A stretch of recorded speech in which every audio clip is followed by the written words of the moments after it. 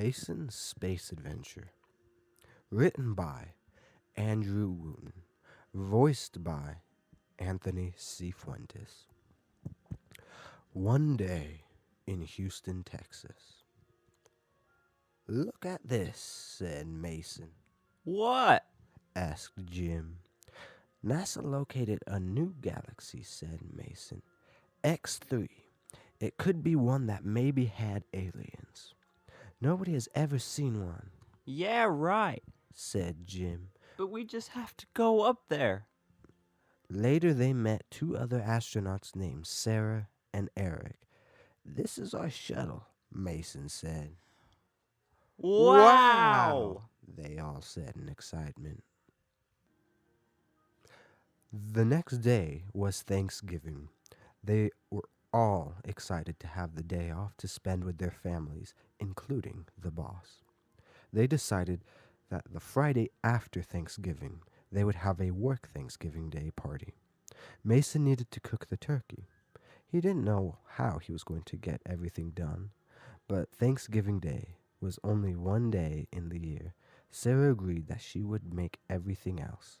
The boss decided to bring the pies and ice cream. The next day, Mason woke up at 7:56 a.m.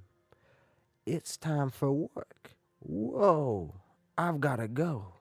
Mason made it to work at 8:17 a.m. Hey, Mason, you're late. The boss said. Mason looked at his watch, and it said 8:21 a.m. So what happened?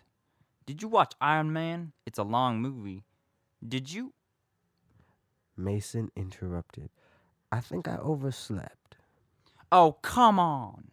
said the boss. Later, everyone had a good feast. Just then, the boss remembered. Freeze, everybody. We need to go in 6 days. He said loudly. "Are you sure about this, Mason?" Eric said. "We're going in 2 weeks," said Mason. 1 week passed.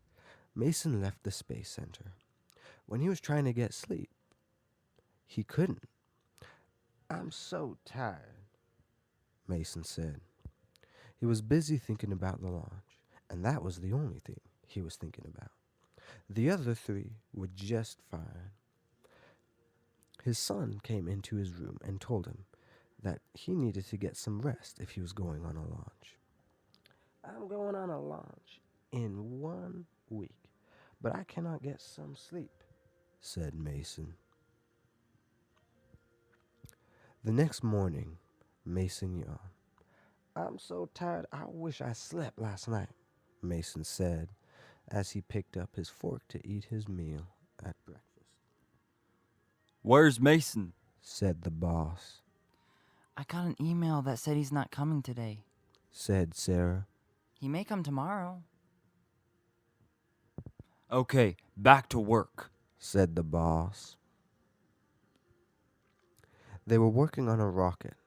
Later that afternoon, Mason was on his way to the space center. "Sorry, guys, I'm late," said Mason.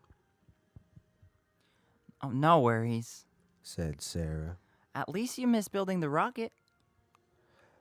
Suddenly, the boss came into the room with a can of soda. Hey, guys, what's up? Asked the boss. He looked up at Mason. I thought you weren't coming today. What happened? Asked the boss. "Extreme tiredness. It's a long story," said Mason. Guys, you better have RSA 2718 done, because our launch is 6 days from today. Said the boss. "What's RSA 2718? Asked Mason. Our rocket. Said the boss. Chapter 2. Thanksgiving. At Mason's house. Mason was enjoying his food. This is some good food," said Mason.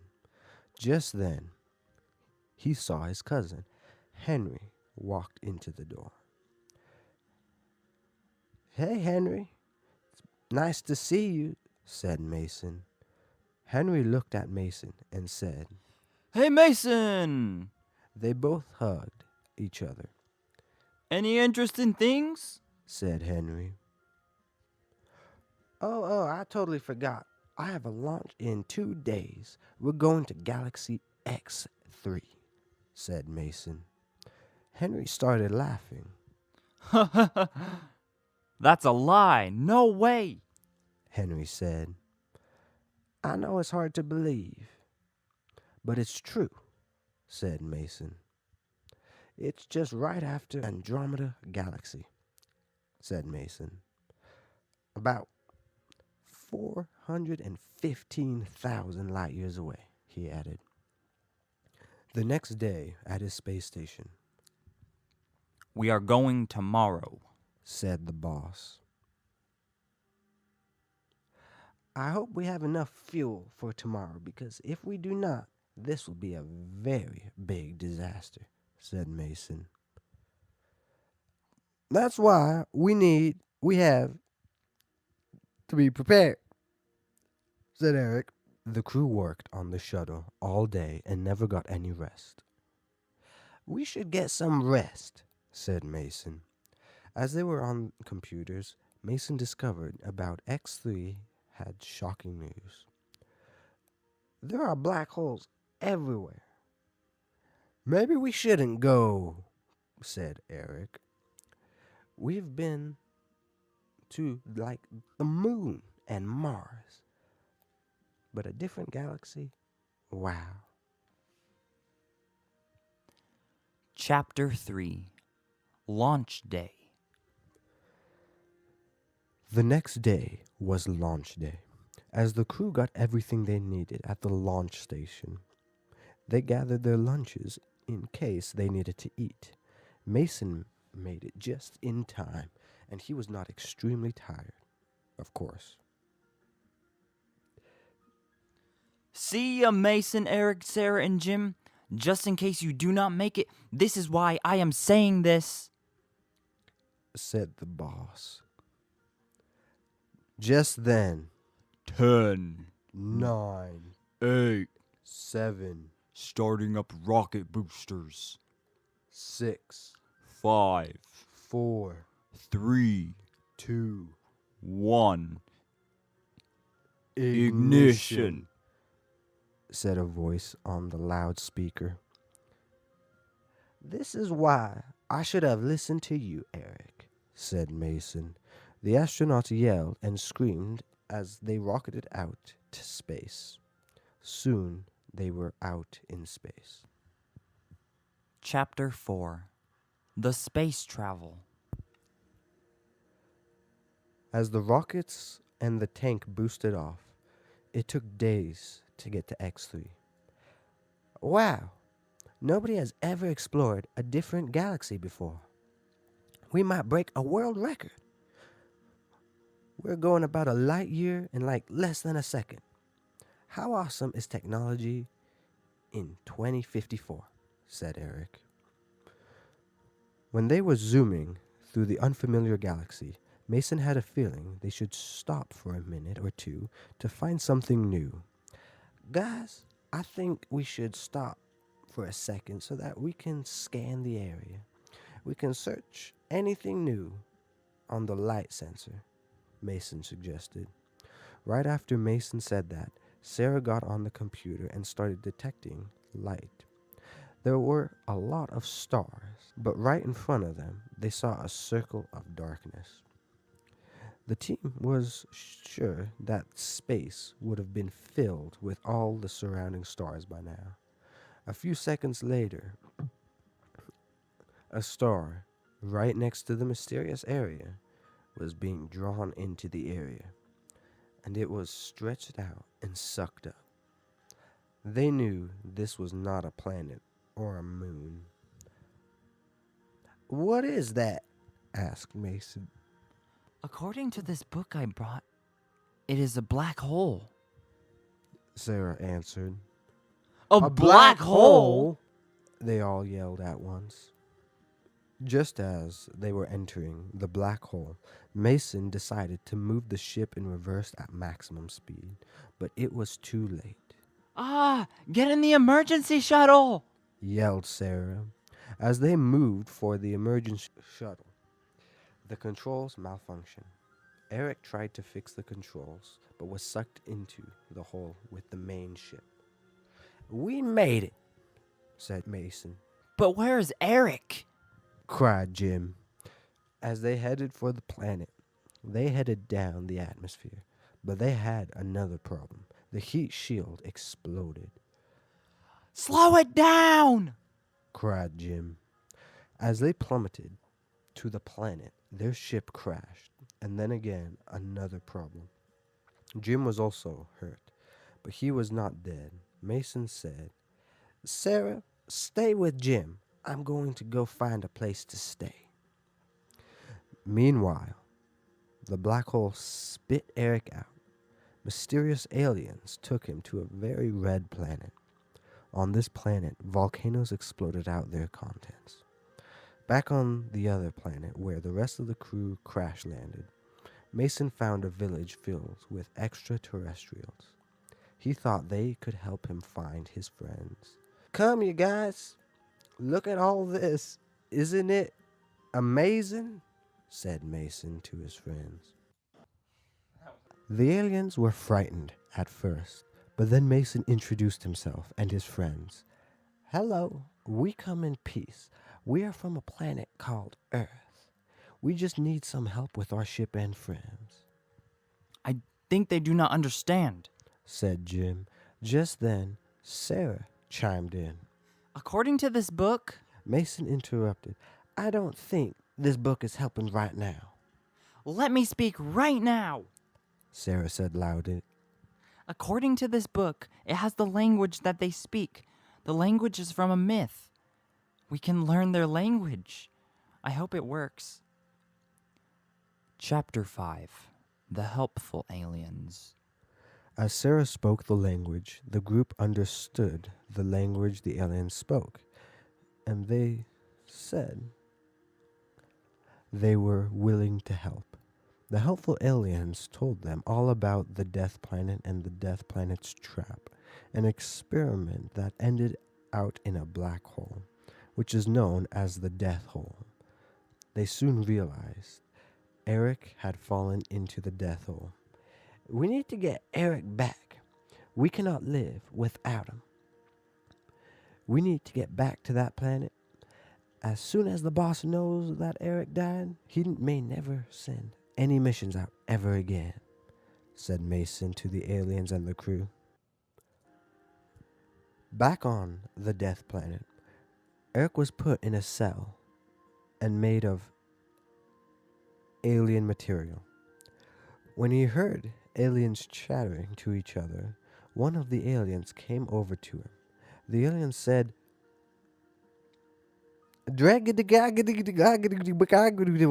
which meant he wanted to know which planet he was from. Eric nervously said that he was from Earth. The aliens stared at Eric. As soon as Eric saw those faces, he knew he was in trouble. "I hope my friends come for me," he mumbled to himself. Meanwhile, back on the other planets, Mason and his friends gathered up all the aliens they could form an army. They carried spears and swords. The aliens had an old spaceship that they could carry Mason and his friends to the other planet to get their friend back. "Get in the ship, guys. We need to save Eric from the Death Planet." Meanwhile, back at the space station on Earth, the boss was upset that they would not make it back to Earth, ever. Send search teams 515 and 516 out to look. I hope they are still alive, Demanded the boss. Yes, sir. We will find them dead or alive, said the leader of 515, as the groups were on their way to X3.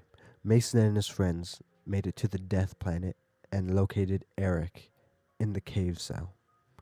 As soon as they got in the cell, they rescued Eric. I thought you died in that black hole. I am glad to see you alive. And then they all had a group hug, said a voice from behind, Actually, I think we're all not gonna make it out alive. said Sarah. According to my book, he just said, "You won't escape now." Chapter 6: The Battle of Death Planet. The aliens trapped them all up in a cell. But then the army from the other planet stormed in. Mason spoke quickly. You guys, this is not right. We can't have peace or war.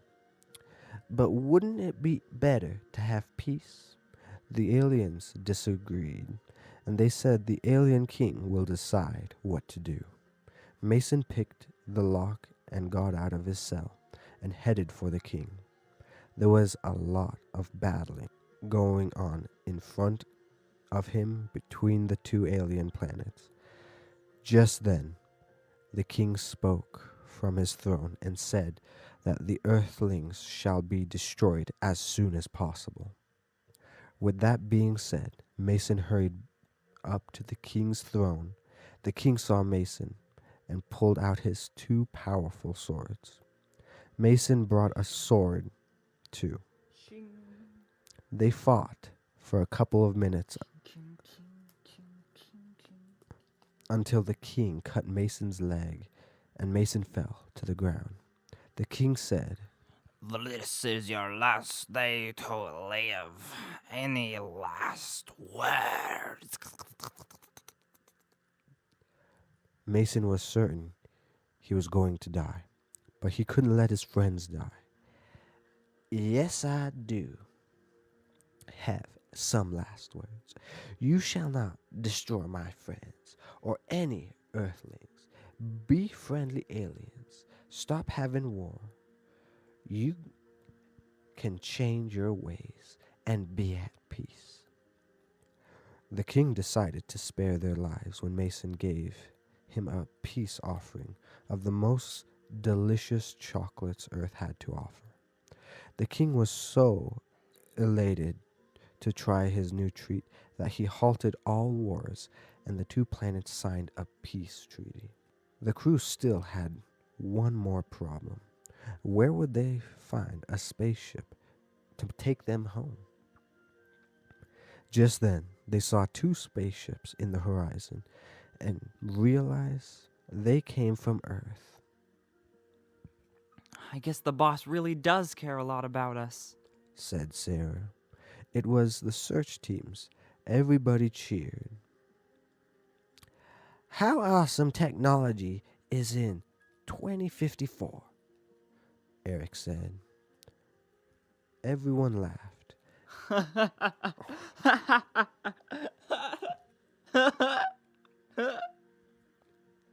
Mason and his friends really wanted to stay, but they had to go. Their families were waiting for them back home. Chapter 7: Home at Last. The search teams landed back home near the space station tower. As soon as they got out, they saw their boss standing with pizza boxes. I was so worried about you guys, said the boss. Kick back and said Mason. What did you say? Said the boss. I'll talk about it later. Right now it's time to celebrate, said Mason. They all had cake and ice cream. It was all a giant party. The aliens, the Earth, the whole universe lived happily ever after. The end.